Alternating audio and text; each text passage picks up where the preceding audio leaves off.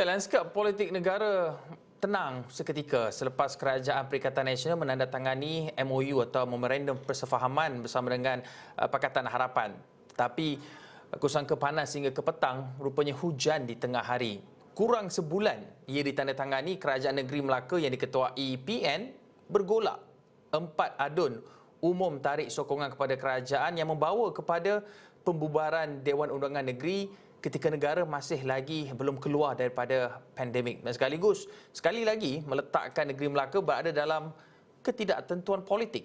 Dan ada pengkaji dan pemerhati politik melihat politik ini sebagai the art of possibilities, tetapi kemungkinan-kemungkinan ini meletakkan rakyat sebagai pemegang taruh terbesar sebagai cagaran.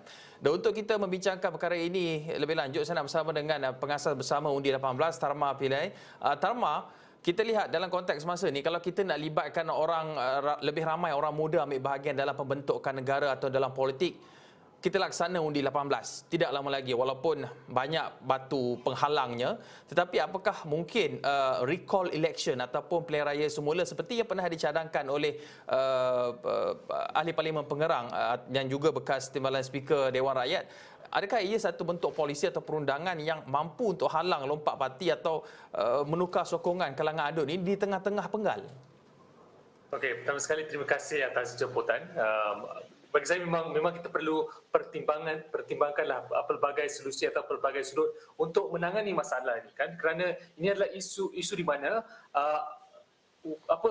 nilai undi kita tidak diambil kira dan tidak dipertimbangkan dalam menentukan siapa yang jadi kerajaan, kan. Apabila orang-orang yang individu yang kita undi atau manifesto yang kita undi atau perikatan yang kita undi pada waktu pilihan raya, mereka bertukar arah, kan, bertukar-tukar calonnya, bertukar-tukar sokongannya, sehingga kan kerajaan yang ada kita pun tak kenal, kan, kita pun tak tahu sebagai rakyat mana peranan kita dalam menentukan apa hala tuju negara, kan. Dan itu adalah satu sistem atau isu yang bermasalah, kan, kalau kita nak ada demokrasi yang yang mekar, demokrasi yang subur dan sebagainya, kan. Maka kenapa recall election? Kerana alternatif dia adalah untuk menghalang atau melakukan anti party hopping law, kan. Dan anti party hopping law yang biasa difahami adalah untuk menghalang ahli-ahli politik ini, ahli parlimen, adun dan sebagainya untuk meninggalkan parti politik mereka. Tapi apa isu dia? Pertama adalah isu dengan anti-hopping laws adalah dia mengacau kebebasan untuk anda freedom association anda, kan. Sebab dalam perlembagaan negara anda ada hak untuk menyertai parti-parti lain, ada hak untuk menyertai organisasi lain, kan. Maka itu menyentuh hak itu isu pertama. Kedua adalah dia memberi kuasa besar kepada parti politik untuk mengekang atau give full control kepada apa tidak tanduk ahli parlimen atau adun mereka, kan. Itu kedua. Tapi yang paling utama adalah kita tengok dalam kerangka isu-isu politik yang kita hadapi, banyaknya bukanlah isu ahli politik yang meninggalkan parti, kan, tetapi ini adalah isu di mana parti-parti itu sendiri secara besar meninggalkan koalisi, kan, ataupun masih dalam parti yang sama. Contohnya kita tengok kes baru-baru ni, kan, isu dekat Melaka. Bukannya mereka tinggalkan parti, tidak. Mereka dalam parti yang sama, malah kerajaan pun dalam parti yang sama, tapi mereka keluar. Mereka cakap mereka tidak menyokong walaupun dalam parti yang sama, kan. Maka kalau dalam hal sedemikian, bagaimana kita boleh gunakan akta lompat parti untuk selesaikan? Sebab itulah kita perlukan solusi yang lain, iaitu recall election. Recall election ni atau bahasa lainnya adalah pilihan raya pecat, adalah kita memberikan kuasa kepada rakyat untuk memecat ahli parlimen yang tidak bagus, yang tidak melakukan kerja ataupun melakukan perkara-perkara yang dirasakan menentang daulat atau menentang mandat daripada rakyat, kan, dirasakan begitulah, kan. Maka apa proposal yang ada adalah perlu ada petition atau memorandum yang mencapai peratusan tertentu, kan, mungkin 10, 20 atau 30% jumlah pengundi di kawasan tersebut, dan selepas mencapai peratusan tersebut barulah ia akan trigger kepada recall election, di mana akan ada pilihan raya semula untuk adun atau untuk MP di kawasan sedemikian, kan. Maka di sini adalah adanya mekanisme untuk rakyat menentukan sama ada mereka berpuas hati atau tidak dengan tindakan adun tersebut. Mungkin kalau adun tersebut melompat parti dan rakyat menyokong perkara tersebut dan dia rasa okey, dia melompat atau dia menukar pendirian dia untuk sebab yang baik. Mungkin rakyat akan sokong kan. Ya. Maka kita kembalikan kepada rakyat. Itu konsep dia. Ya, tapi Tama, kebanyakan perkara ini nampak mudah apabila ia di atas kertas, tapi execution ataupun pelaksanaannya tidak seindah apa yang diletakkan di atas kertas. Mungkin kita boleh lihat contoh-contoh negara. Kalau tidak silap saya, negara di Asia Tenggara yang melakukannya adalah Filipina juga antara yang melaksanakan hampir serupa recall election ini. Tapi mungkin apa halangan yang mungkin kita jangkakan kita akan berharapan apabila kita ingin melaksanakan recall election ataupun pilihan raya pecat ini? Ya, sebenarnya recall election ni ada di beberapa tempat di serata negara, serata dunia, termasuk Filipina, termasuk California dan sebagainya. Kan memang ada contoh-contoh yang kita boleh ambil lah dan belajar daripadanya kan.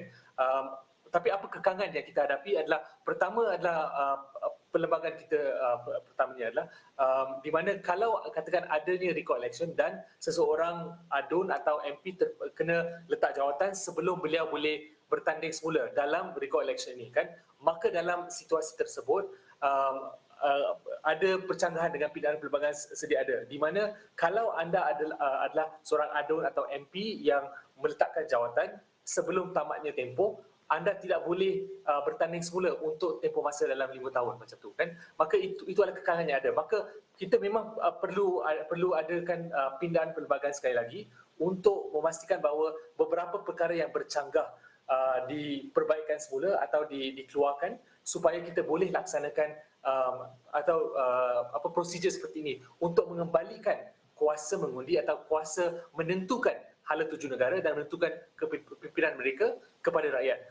Maka ini adalah memang beberapa cabaran, dan cabaran ini pada peringkat perlembagaan, bukan saja pada peringkat legislatif or just a simple law, tapi peringkat perundangan, maka memerlukan 2/3 undi di Dewan Rakyat dan juga Dewan Negara untuk diluluskan. Ya, Tarma, antara individu yang rapat dengan anak muda pengasas bersama Undi 18 ini, tapi dalam konteks masa ini kita lihat anak muda ini memerhatikan, mereka ni lebih cakna, lebih celik dengan situasi yang berlaku, sosial media di hujung jari mereka. Tapi bagaimana pada pandangan Tarma, anak-anak muda di negara kita ini dapat menterjemahkan situasi dalam lanskap politik negara ketika ini dengan apa yang disaksikan, lompat parti, tidak setia, dalam satu pasukan juga boleh tarik sokongan. Bagaimana anak muda nak terjemahkan? Kerana kita tahu pilihan raya tidak akan diadakan setidak-tidaknya sehingga Julai 2022, tapi selepas itu memang dia tidak dapat dielakkan. Jadi anak muda ini juga akan berpartisipasi dalam proses demokrasi ini. Tapi bagaimana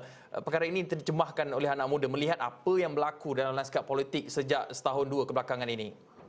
Secara jujur saya boleh cakap kebanyakan anak muda memang rasa terkilan, rasa kecewa, rasa gelisah kan melihat perkembangan politik, kerana ini perkembangan politik ada membawa kepada ketidakstabilan, membawa kepada kekacauan dan kemusnahan kan, dan bukannya kita boleh mencipta satu kerajaan yang kukuh, yang stabil, yang berjiwa rakyat, kerana mereka bergolak sesama sendiri. Fokus mereka adalah untuk menjaga kepentingan diri mereka dan menjaga kedudukan mereka kan, itu prioriti mereka kan, maka sukar untuk mereka membuat fokus. Saya tahu ada beberapa contoh yang famous lah, yang popular, iaitu apabila adanya langkah Sheraton dan langkah-langkah di hotel-hotel yang berkenaan, ada perjumpaan atau meeting sampai hujung malam pukul 2-3 pagi, tapi untuk isu-isu polisi rakyat pula dia tak ada pula tunjuk komitmen seperti itu kan. Maka itulah yang rakyat nampak dan anak muda juga nampak. Sebab itulah kita perlukan solusi atau kita perlukan langkah yang lebih long term atau yang lebih structural supaya isu-isu ini tidak terus berulang, dan kita adanya kestabilan politik demi ekonomi kita yang lebih stabil dan demi menyelamatkan negara lah dari isu-isu COVID dan juga isu-isu ekonomi yang tengah kita hadapi.